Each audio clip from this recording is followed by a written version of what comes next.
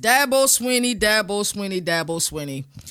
So earlier I kind of gave you guys a foreshadow of, I talked about two programs heading in different directions. I believe Syracuse is going to go this way. And looking at this Clemson schedule, which we'll talk about a little bit more detail a little bit later, I think they're going in the opposite direction. Dabo Swinney, when are you going to stop being stubborn? Like, seriously, you really have to stop being stubborn, bro. Like, I know that you won 2 national championships, and I know you did it your way. You built one of the greatest pipelines in college football history. You've been able to recruit nationally. Yes, in the old form of college football, that worked. But you have to start using the transfer portal. There's a reason why Florida State was better than you all last year.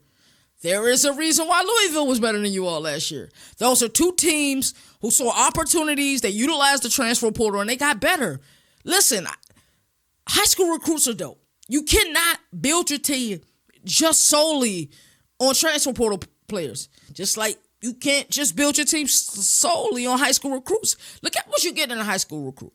You're probably getting a guy, granted, there are anomalies to every situation. But with a high school recruit, you're probably getting a guy that had a top 10 graphic clout, a top 8 graphic clout, top 5 graphic clout, a top 3 graphic clout, and then when they actually sign a letter of intent for a school, they do a hat trick where they go through 15 hats, 15 different situations before they actually sign their NLI. Isn't that crazy? Versus a guy that is in the portal. Granted, you do have a lot of bitter players in the portal, a lot of players who out of high school went to a school for clout, didn't really evaluate their playing time, and they got there, they didn't get any playing time, so they entered the portal. Versus a guy like a Dylan Gabriel who's in the portal, a guy who knows what he wants. Scheme matters. Of course, the system matters. The playing time matters. Whatever school is going to help propel me to the NFL, that's what you're getting a lot of times in the portal. That's what you're getting. And Dabo Swinney, guess how many transfer portal players he has on his team this year? None. Granted, yes, the window is still kind of open with the schools who coaches left. They have that, that 30-day window. But, you're really going to have from April 15th to April 30th in the late window transfer portal to try to get some players. And I'm not sure if he's going to do it. Dabo, let's speak very candidly here. You should have been the shoo-in for the Alabama job. You won a national championship there. What you've done in the history of Clemson have been phenomenal. You rebuilt that program, Dabo. You should have been the guy. You should have been the heir apparent to Nick Saban. You should have been. There's no ifs, ands, or maybes. You should have been the guy. But I believe your stubbornness is the reason why you weren't the guy. And that is no disrespect to Kalen DeBoer. Kalen DeBoer have won everywhere. But he's a guy that has used the transfer portal and found success. A la Michael Penix Jr. Like, you have to use the portal, Dabo. You're not using the portal. You should have been a shoo-in for Alabama, and you weren't the shoo-in. Let's talk about their schedule, because I believe that this may be a make it or break it year for Clemson. And if they make it, boy, they really going to make it. So game 1, they got to go to the Benz versus a damn good Georgia team. Before Ohio State got active in a transfer portal and they instantly got better, Georgia were probably, in my mind, my preseason favorites to win the Natty. Granted, I don't typically make those kind of quotes until about week 2 of fall camp, like the end of week 2 of fall camp. Then I feel comfortable where I have enough intel that I'm comfortable in saying who I believe are going to not only be in the championship, but the teams I believe they're also going to be in the playoff.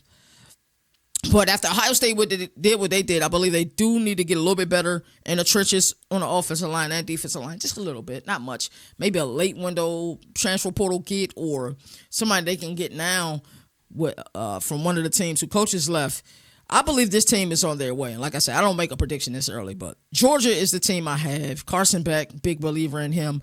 Big believer in Kirby Smart as well. That's going to be a difficult game to go and do. Go win that game in the Benz. Then you play Appalachian State. I got to see Appalachian State play last year when they played JMU, and they broke the hearts of the fans at Bridgeforth Stadium and defeating them there. And Appalachian State travels really well. Not only do their fans travel well, but their media travels really well. I believe there were more media at that JMU game, which was at JMU, for Appalachian State than there were for JMU media. It was crazy the amount of people they had on the sidelines. They love ball in Bull, North Carolina. Then they're idle. Then they play NC State. I said it earlier. NC State is a Tier 2 ACC team waiting to become a Tier 1 ACC team. That's going to be a difficult game. So can we say after those first 3 games, they can be 1-2? Can be 2-1 as well. And if they're 3-0, hey, man, Dabo knows something the rest of us don't. Then they play Stanford. That should be a winnable game. Then at Florida State, that's going to be tough. It's going to be tough to go down there in Tallahassee and get a win.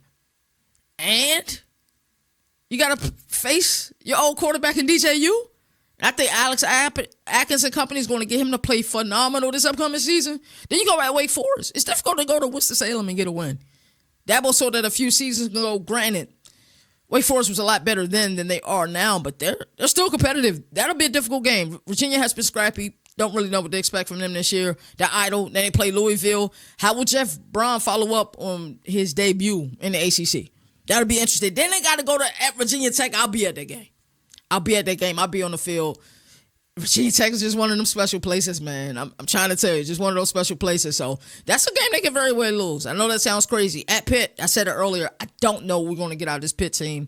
Then the Citadel, and then they got to play South Carolina. That is a tough schedule. Now, one or two things can happen. One, it's a break-it year, and Clemson decides, Dabo, your refusal to adapt to the new school of college football is going to lead you out of here. Granted, he'll have a job probably within the next few days. And then, they brought Garrett Riley there. Did they just bring him there to be an offensive coordinator, or did they bring him there with the anticipation of things could go left and maybe he could be the heir apparent? I don't know. Or it could be like a make-it year. And like I said earlier, Dabo is going to shut all of us up. I am so excited for this upcoming college football season. As I always like to say, there are no moral victories in a sport that has survived and advanced. That's why college football has the greatest regular season. And until next time, y'all already know what it is. 1. Governor of college football. We're going to recap ACC. Hey, that's Two great CJ defensive on minds. the They have to be better on that side of the ball.